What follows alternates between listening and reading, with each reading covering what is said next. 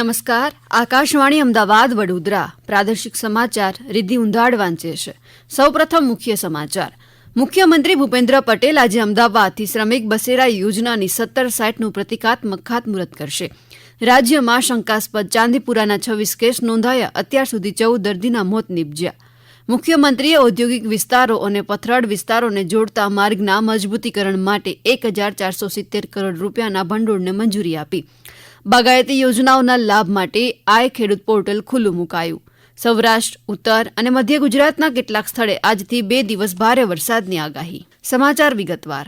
રાજ્યના મુખ્યમંત્રી ભૂપેન્દ્ર પટેલ આજે અમદાવાદના જગતપુર ખાતે શ્રમિક બસેરા યોજના અંતર્ગત અમદાવાદ, ગાંધીનગર, રાજકોટ અને વડોદરાની કુલ 1760નું પ્રતિકાત્મક ખાતમુહૂર્ત કરશે.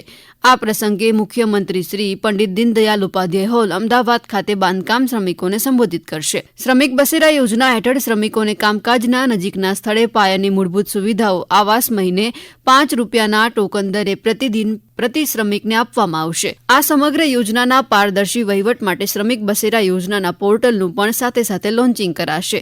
આ પોર્ટલના માધ્યમથી કેન્દ્રીયકૃત રીતે શ્રમિકોને આવાસની જગ્યાની ફાળવણી કરવામાં આવશે. આ યોજના હેઠળ અમદાવાદમાં 7, ગાંધીનગરમાં 1, રાજકોટમાં 6 અને વડોદરામાં 3 મળી કુલ 1760નું ખાતમુહૂર્ત મુખ્યમંત્રીશ્રીના હસ્તે થશે. આ સાઇટના માધ્યમથી અંદાજે કુલ 15,000 બાંધકામ શ્રમિકોને યોજનાનો લાભ મળવાનો અંદાજ છે.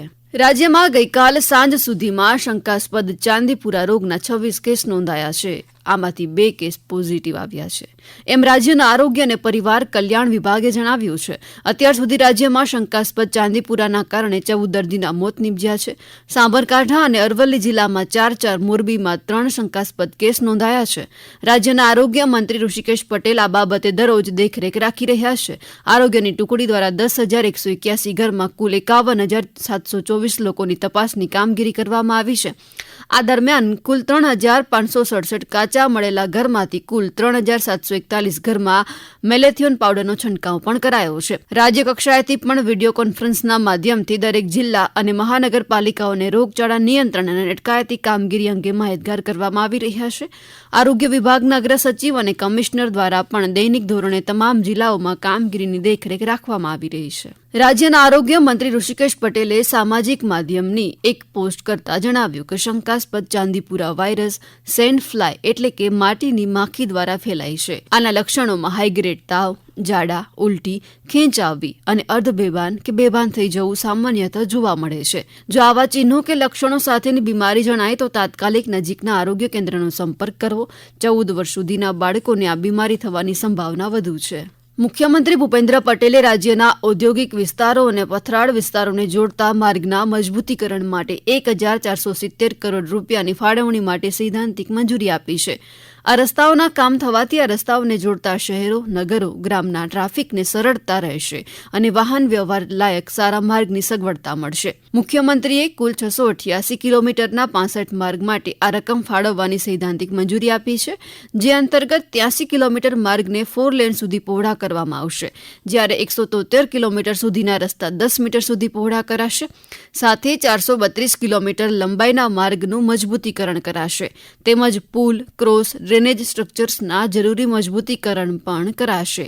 વિગતવાર પ્રોજેક્ટ રિપોર્ટ્સ તૈયાર થયા પછી જરૂરિયાત જણાશે તે રસ્તાઓ પર ફ્લાયઓવર પણ બનાવવાનું આયોજન છે. રાજ્ય સરકારના બાગાયત વિભાગ દ્વારા ચાલુ વર્ષ 2024-25 માટે ખેડૂતો માટે બાગાયતી યોજનાઓના લાભ માટે આય ખેડૂત પોર્ટલ ખુલ્લું મૂકવામાં આવ્યું છે. આ યોજનાઓનો લાભ લેવા માટે વેબસાઇટ પર ઓનલાઈન અરજી કરવાની રહેશે. ખેડૂતો ફળ પાકોના વાવેતર માટે 15 ઓગસ્ટ સુધી અરજી કરી શકશે. ઉલ્લેખનીય છે કે આય ખેડૂત પોર્ટલ પર આંબા, જામફળ, કેળ, ટિશ્યુ કલ્ચર, ખારેક, નાળિયેરી, કમલમ ફળ, ડ્રેગન ફ્રૂટ, દ્રાક્ષ, કીવી, દાડમ, લીંબુ, પપૈયા, સરગવા ઉપરાંત વધુ ખેતી ખર્ચવાળા ફળ પાક સિવાયના ફળ પાક વાવેતર માટેની સામગ્રી સહાય માટે અરજી પણ કરી શકાશે. આ સમાચાર આપ આકાશવાણી અમદાવાદ વડોદરા કેન્દ્ર પરથી સાંભળી રહ્યા છો. આ સમાચાર આપ અમારી YouTube channel AIR news Gujarat પર પણ સાંભળી શકશો. વધુ સમાચાર માટે આપ અમારા ટ્વિટર હેન્ડલ airnews_abd ને ફોલો કરી શકો છો. અમદાવાદના સાણંદ દક્ષિણ સ્ટેશનથી સાણંદ સ્ટેશનના જોડાણ સંદર્ભે નોન ઇન્ટરલોકિંગ કાર્ય ચાલી રહ્યું છે. આના કારણે અમદાવાદ વિભાગમાંથી ચાલતી કે પસાર થતી કેટલીક ટ્રેન રદ કરી હોવાનું પશ્ચિમ રેલવે દ્વારા જણાવાયું છે. પશ્ચિમ રેલવેના અમદાવાદ ડિવિઝન પર અમદાવાદ વિરમગામ વિભાગમાં dedicated freight corridor corporation of India એટલે કે DFCCILના કામના કારણે 20 જુલાઈની Viramgam Ahmedabad MEMU, Bhuj Gandhinagar capital special, Gandhinagar capital Bhuj special, 19 અને 20 જુલાઈની વડોદરા જામનગર ઇન્ટરસિટી એક્સપ્રેસ રદ રહેશે, જ્યારે 20 અને 21 જુલાઈની ગાંધીનગર કેપિટલ વેરાવળ એક્સપ્રેસ, 19 અને 20ની વેરાવળ ગાંધીનગર કેપિટલ એક્સપ્રેસ અને જામનગર વડોદરા ઇન્ટરસિટી એક્સપ્રેસ પણ રદ રહેશે. ગુજરાત રાજ્ય માર્ગ વાહન વ્યવહાર નિગમ ગોધરા વિભાગ ખાતે એપ્રેન્ટિસ કાયદો 1961 હેઠળ કરાર આધારિત ભરતી યોજાશે. લાયકાત ધરાવતા ઉમેદવારો apprenticeshipindia.gov.in ની વેબસાઇટ પર રજીસ્ટ્રેશન કરાવી શકે છે. ઉમેદવારોએ રજીસ્ટ્રેશનની હાર્ડ કોપી ફરજિયાત મેળવવાની રહેશે.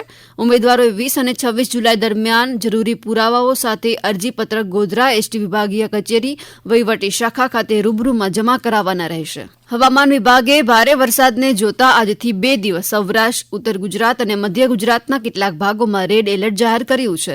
આજે રાજકોટ, પોરબંદર, જૂનાગઢ, અમરેલી, દેવભૂમિ દ્વારકા, ગીર સોમનાથ અને દીવમાં ભારેથી અતિભારે વરસાદની આગાહી કરવામાં આવી છે. આ ઉપરાંત બનાસકાંઠા, સાબરકાંઠા, અરવલ્લી, દાહોદ, મહીસાગર, સુરત, સુરેન્દ્રનગર, જામનગર, ભાવનગર, મોરબી, બોટાદ અને કચ્છમાં પણ ભારે વરસાદની આગાહી છે, જ્યારે ગાંધીનગર, ખેડા, અમદાવાદ, આણંદ, વડોદરા, પાટણ, મહેસાણા, પંચમહાલ તેમજ છોટાઉદેપુર, નર્મદા, ડાંગ, તાપીમાં ભારે વરસાદની શક્યતા છે.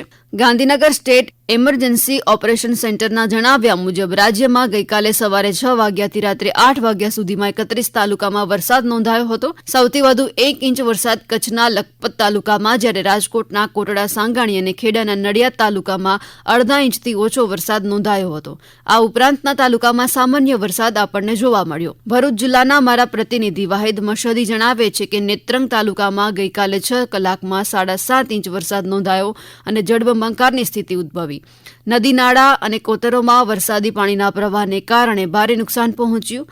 નેત્રંગ તાલુકાના મોવી ગામથી ડેડિયાપાડા ગામને જોડતા રસ્તા ઉપર આવેલ યાલ ગામના નાળાનું ધોવાણ થતાં વાહન વ્યવહાર સદંતર બંધ કરી દેવામાં આવ્યો. સુરતના મહુવા તાલુકાનો મધર ઇન્ડિયા ડેમ છલકાતા ખેડૂતોમાં આનંદની લાગણી જોવા મળી. અમદાવાદમાં સ્ટેટ સ્વિમિંગ ચેમ્પિયનશિપ સ્પર્ધાનું આયોજન કરવામાં આવ્યું હતું, જેમાં ધ્યાની પટેલે 200 મીટર બેકસ્ટ્રોકમાં, 100 મીટર બેકસ્ટ્રોકમાં, 50 બટરફ્લાય સ્ટ્રોકમાં, 4x200 metre freestyle relay, 4x200 metre medley રિલેમાં સુવર્ણચંદ્રક જીત્યો છે. હાવ્યાએ 50 મીટર 100 મીટર બેકસ્ટ્રોકમાં રજતચંદ્રક જીત્યો છે, જ્યારે હૈયાએ 4x50 ફ્રીસ્ટાઇલ રિલેમાં સુવર્ણચંદ્રક જીત્યો છે.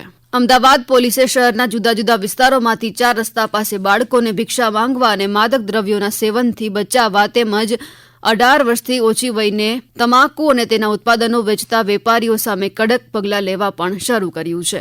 રાજ્ય સરકારે વર્ગ 3 અને વર્ગ 4 સહિત કરાર આધારિત ભરતીને સ્થાને કાયમી ભરતી કરવા તેમજ સરકારી ભરતીઓમાં કરાર પ્રથા નાબૂદ કરાઈ હોવાના સમાચારને રદિયો આપ્યો છે.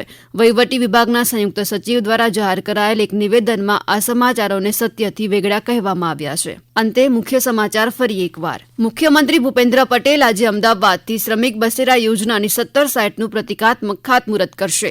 રાજ્યમાં શંકાસ્પદ ચાંદીપુરાના 26 કેસ નોંધાયા. અત્યાર સુધી 14 દર્દીના મોત નીપજ્યા. મુખ્યમંત્રીએ ઔદ્યોગિક વિસ્તારો અને પથરાળ વિસ્તારને જોડતા માર્ગને મજબૂતીકરણ માટે 1470 કરોડ રૂપિયાના ભંડોળને મંજૂરી આપી. બાગાયતી યોજનાઓના લાભ માટે આઈ ખેડૂત પોર્ટલ ખુલ્લું મુકાયું અને સૌરાષ્ટ્ર, ઉત્તર અને મધ્ય ગુજરાતના કેટલાક સ્થળે આજથી 2 દિવસ ભારે વરસાદની આગાહી. આકાશવાણી અમદાવાદ વડોદરા કેન્દ્ર પરથી પ્રાદેશિક સમાચાર પૂરા થયા. નમસ્કાર.